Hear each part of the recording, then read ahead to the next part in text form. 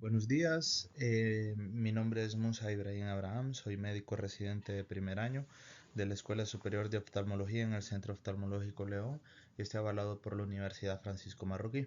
El día de hoy hablaremos acerca de lo que son los patrones alfabéticos en el estrabismo y algunos casos especiales. Pues iniciando este tipo de estrabismo se refiere a endotropias o a exotropias que tienen ángulos de desviación horizontal diferentes en elevación y en depresión, cuya diferencia debe ser de 15 prismas o más entre estas posiciones de mirada.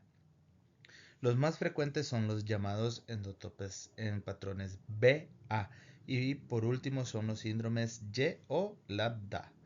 También tenemos el X y el rombo y así en su orden. Se acompaña de posiciones compensatorias de la cabeza, buscando el sitio de menor desviación ocular con elevación o depresión del mentón. Los patrones B y A se deben a hiperacción de los músculos oblicuos, seguido por los rectos verticales y por último los rectos horizontales y pueden estar acompañados de hipoacción de sus respectivos antagonistas.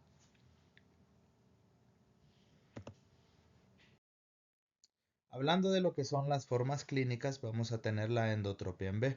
En este patrón, la endotropia es mayor en infraversión que en supraversión, lo cual puede ser debido a hiperacción de los músculos oblicuos inferiores, con hipoacción secundaria de los oblicuos superiores.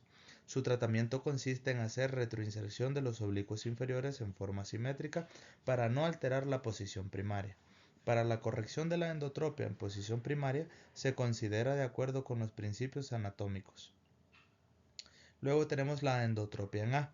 En estos casos la endotropia es mayor en supraversión que en infraversión y es causada por una hiperacción de los oblicuos superiores o también de los rectos superiores.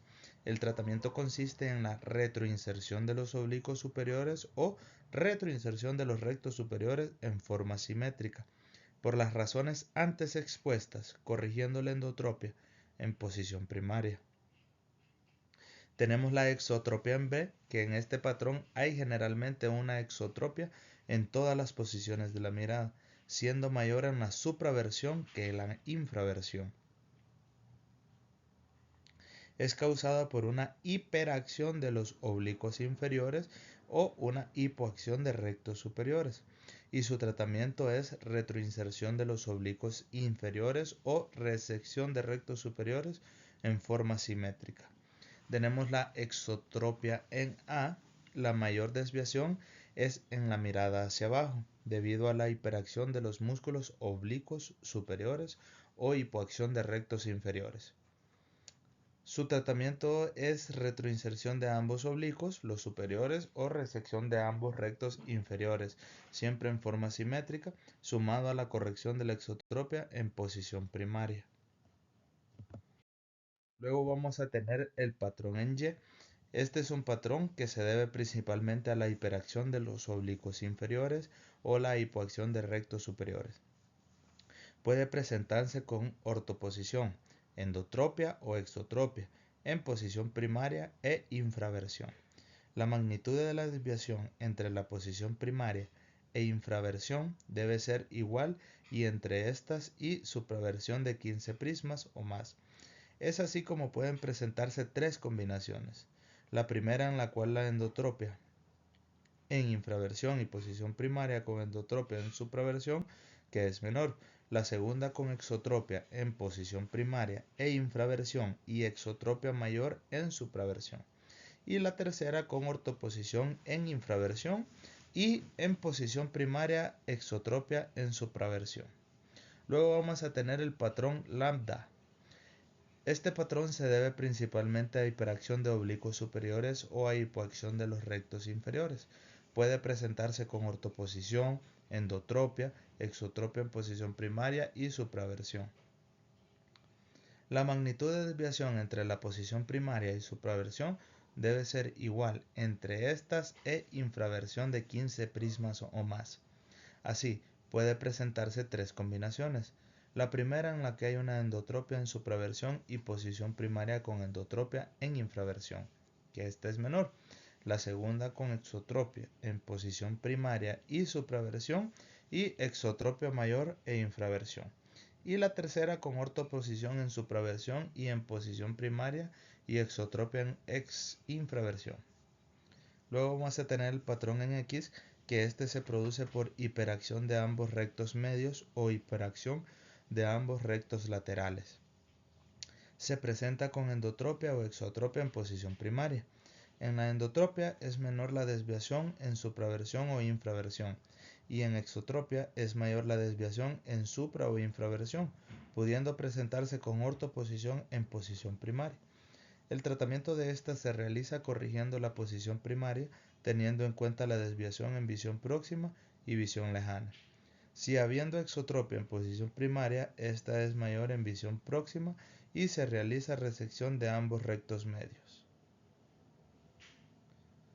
El patrón en rombo se produce por hiperacción de ambos rectos laterales o una hipoacción de ambos rectos medios.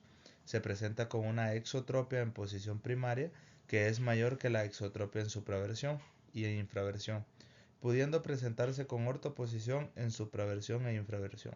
El tratamiento se realiza corrigiendo la posición primaria y teniendo en cuenta la desviación en visión próxima y visión lejana. Ahora hablaremos acerca de las formas especiales de lo que son los estrabismos. Iniciando, pues tenemos el síndrome de Duane, y este se caracteriza por la limitación de la abducción, cambio de la hendidura palpebral en las relaciones lateroversiones y aumentando en esta la abducción y disminuyendo la aducción y acompañándose de enoftalmos. La mayoría de los casos son unilaterales y hay una alteración de la inervación del recto medio y el recto lateral, por ausencia del núcleo del cuarto par craneal. Es reemplazado por una rama del tercer par craneal. Su clasificación, pues hay un tipo 1, tipo 2, que hay limitación de la abducción y la abducción, y el tipo 3, ¿verdad? Que es cualquiera del tipo 1 o 2 más un disparo vertical de la mirada.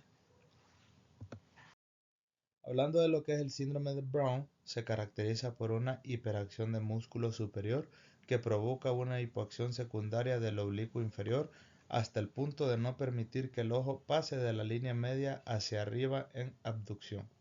Es unilateral en posición primaria, puede no haber desviación, si la hay se presenta posición compensatoria de cabeza con el mentón elevado.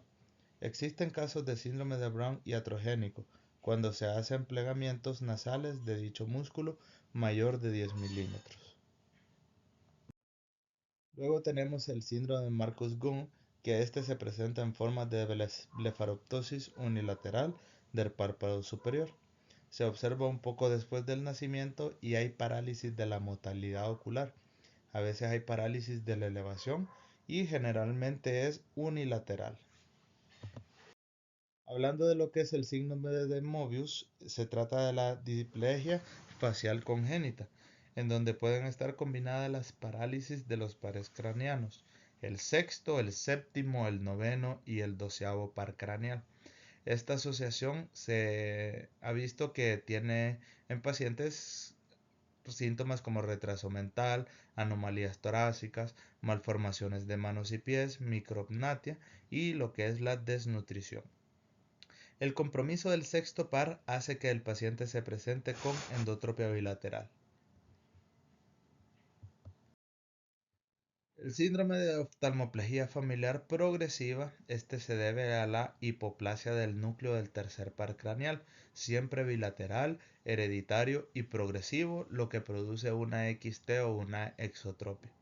Se acompaña de blefaroptosis de párpados superiores, también espasmos de acomodación, posición compensatoria de la cabeza y con esta pues tenemos la elevación de lo que es el mentón. Por la ausencia de la parálisis de Bell está contraindicada la realización de la cirugía para la corrección de la ptosis.